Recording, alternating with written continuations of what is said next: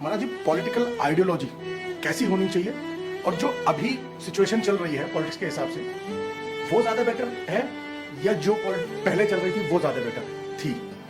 क्या कहना चाहेंगे आप? पॉलिटिक्स बहुत डायनेमिक सब्जेक्ट है और जिन लोगों ने टेस्ट किया है they never want to go out ruled.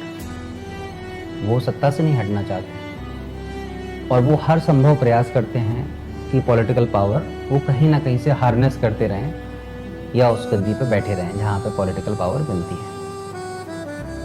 राजनीति बहुत बड़ी जिम्मेदारी भी है। Great power comes with the greater responsibilities. महान शक्तियाँ महान जिम्मेदारियों के साथ आती हैं। जिम्मेदारी बहुत साइड में हो जाती है जब हम शक्तिशाली होते हैं। आज अगर तुम्हें शक्तिशाली होने का मौका मिले तो आज तुम्हारी जो प्राथमिकताएं हैं, आज तुम्हारी जो नैतिक मूल्य बने हुए हैं कि हमें पाप पुण्य में भेद सही गलत जो आज दिखता है, शक्ति आते ही आपके दिमाग से पाप पुण्य सही गलत सब साइडलाइन हो जाता है। पावर करप्ट्स और एब्सोल्यूट पावर करप्ट्स एब्सोल्यूटली। जब आपके पास एब्सोल्यूट पावर आती है तो वो आपको पूरे तरीके से भ्रष्ट कर देती है। ये सत्ता का दुर्भाग्य है और इस दुर्भाग्य से पहले की सरकारें भी गुजरी हैं और वर्तमान सरकारें भी गुजर रही हैं। इतना आसान हो सकता है कि जिन विषयों को चर्चा में हम ला रहे हैं कि शिक्षा व्यवस्था मजबूत होनी चाहिए, भारत का इतिहास हर भारतीय को नए सिरे से हमें पढ़ाना है। कितने आसान से विषय हैं।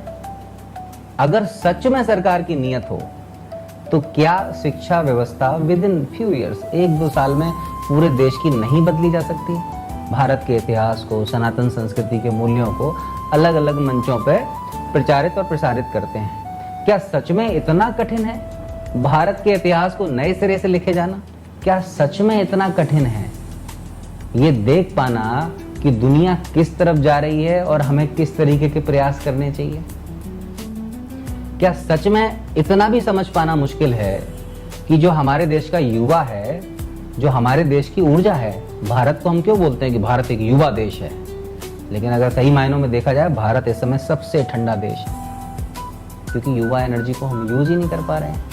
यूथ का जो वाइब्रेंस है वो ब्लॉसम ही नहीं हो रहा है, वो फ्लोरिश ही नहीं कर पा रहे हैं। क्यों नहीं कर पा रहे हैं? क्योंकि सत्ताओं को, राजाओं को ये लगता है कि वो चुनिंदा लोग और उनके कुछ सलाहकार पूरे देश को चलाने में सक्षम है। उनको किसी की जरूरत नहीं, ना तुम्हारी जरूरत है, ना तुम्हारी जरूरत है, ना किसी और की जरूरत है।